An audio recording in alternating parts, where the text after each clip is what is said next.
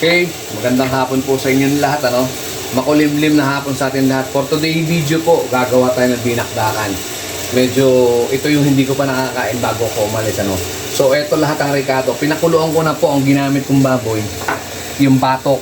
Batok at siliyan po. O pwede rin kayong gumamit ng maskara or yung tenga ng baboy. So, pinakuluan ko na siya for 30 to 35 years. Sa bawang, paminta at saka bawang, paminta, sibuyas. So for 30 minutes o 35 to 35, no? So after nyan, malambot na, i-separate nyo na yung pinagpakuluan niya, huwag nyo itatapon. So pwede nyo pang gamitin sa ibang lutuin yan. Siyempre, atay, paminta, asin, betchin, asukal, kalamansi, siling sigang, siling pula, mayonnaise or suka. Itong lahat ang gagawin natin yung ricado, no? So una natin, inihango natin siya, pinalamig na natin. Gagawin natin, talamasin nyo muna sa konting paminta yan habang pinalalamig nyo, no? Tapos asin, iihawin po kasi natin to, no? So pandagdag lasa to, syempre nung kuluan to, medyo nawala na yung konting lasa niya dahil na pinakuluan na natin siya. So ngayon, titimplahan ulit natin siya para sa ihaw naman. So, ayan, siyempre kailangan malinis ang kamay nyo, no? Iihawin natin siya saglit. Total, luto na to. Ganito lahat ang gagawin nyo sa baboy.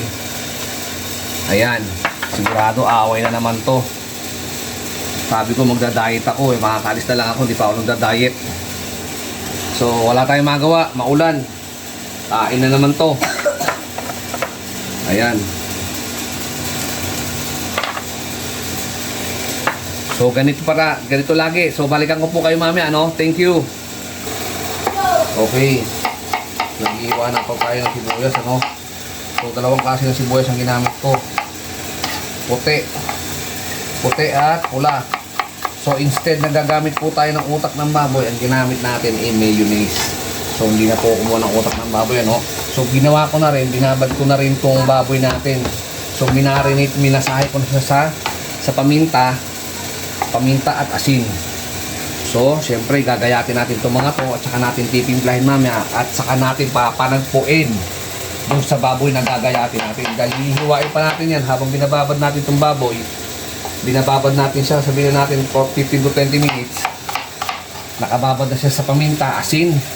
Nakakuluan na rin siya sa bawang, paminta, asin, betchin, sibuyas. So, timplado na siya. So, ngayon, iihawin natin siya pagkatapos natin gawin lahat ng ricado niya, no? So habang ginagawa natin itong ricado to, nabababad na syempre yung ano natin, itong baboy natin. So mamaya magpapanagpo na yan sa bandang huli, no? See you later. Ayan na po. Ito na ngayon siya. After ng 15-20 minutes, iihaw na natin siya, no? Papupulahin lang natin siya ng konti. So ang gamit ko non-stick. Umuulan kasi kaya medyo wala akong magamit na ihawan. So, papupulahin lang natin siya. Ilang baliktad lang. So, ayan. So, ayan. Hindi naman kailangang ihaw na ihaw dahil ito naman po iluto na.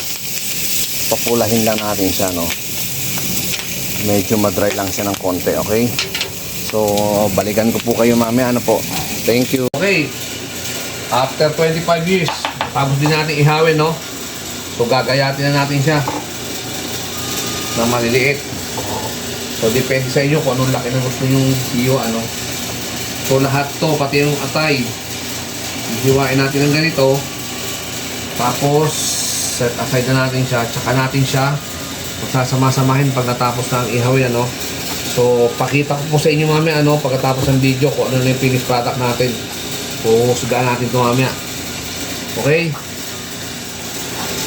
Okay, hirap po. Timplado na yan. So, ito yung batok. Batok siya. So, pwede rin yung maskara, tenga, liempo. Sa inyo rin, ha? Sa inyo kung ano gusto nyo yung parte ng baboy, no? Pero batok kasi gusto ko, eh. Hindi siya ganun kataba. So, see you later, ano po? After na po natin mahiwa, lahat po ito, atay na yung kasunod ng baboy natin, no? So, lalagyan natin siya ng konting garlic powder. So, maganda to sa medyo matataas ang cholesterol at dugo. So, garlic powder, pandagdag lasa yan. So, sibuyas, pinagsama-sama na natin. Puti, pula, siling berde, green at pula. So, ito na. Imimix na natin siya, no? So, titignan natin kung ano magiging finished product na ito. Sigurado to. Sarap na itong ulam, lalo sa pulutan. Wow, yummy. Panalo to. Ayan na. May ulam ka na, may pulutan ka pa.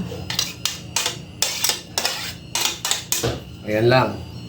So, wala tayong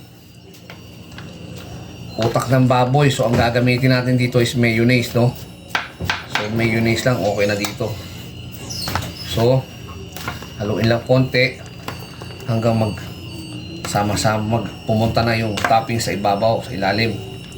So, kung maliit na lagyan natin, ano? So, napadami.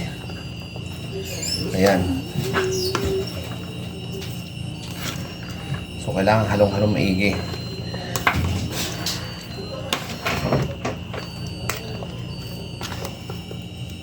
Okay. So, sibuyas ang nagpapasarap dyan. Mas lalo yung puti. Manamis-namis yung sibuyas na puti na yan. So, paminta. Pamintang durog, ano? So, nasa inyo kung gusto nyo ng crack or ng buo. Kaya lang kasi makangalot yun eh. So, hindi ako gumagamit ng crack or ng buo. Kasi pag nguya mo, makakagat mo mismo yung paminta. So, maganda na to powder na black pepper. Yung ano, paminta. So, okay. Instead of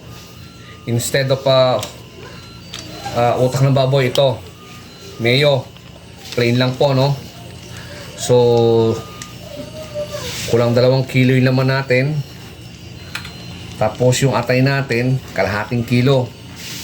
So, pag nalagyan pa ng ricado yan, so madami na yan. Okay? So, ito pa dadagdag natin, tas suka. Okay? Sabay-sabay ng halo niyan. So, kung gusto nyo with calamansi, pwede rin. So, with chili yung kinuha ko eh. Okay? So, Yummy. kalamansi or suka, nasa inyo, no? So, depende din po sa inyo kung gaano karaming kalamansi or suka. So, depende sa kugustuhan nyo kung gaano kaasim siya, no? So, madali naman magdagdag. Madali naman magdagdag. So, ayan. Pagsama-samahin natin to. So, grabe. Para mas masarap kumain kaysa matulog, ah. Kumain na lang kaya tayo magdamag. Pre-taste. Grabe. Yummy, yummy. Ilabas na ang isang hard na bote. Labas na ang sarap. red wine. Panalo to. Ewan ko. Next year na lang ako magda-diet sa sunod na uwi ko. Sabi ko, diet ako eh. Next year na lang. Okay. So, kalahati nito. Tatago natin. Ibabaon pa natin magbalik na sa trabaho, no? So, see you soon po. Ay, teka. Titikman pala muna natin. Titikman muna natin. Paano natin malalaman kung anong magiging lasa. Okay? So, titikman na natin. Dito na natin tikman kung saan natin nilagay yung sibuyas. Andito pa rin siyempre yung katas ng sibuyas. So, ayan. Hindi ko mahalo maigi dahil tumatapon sa dami. Umaapaw.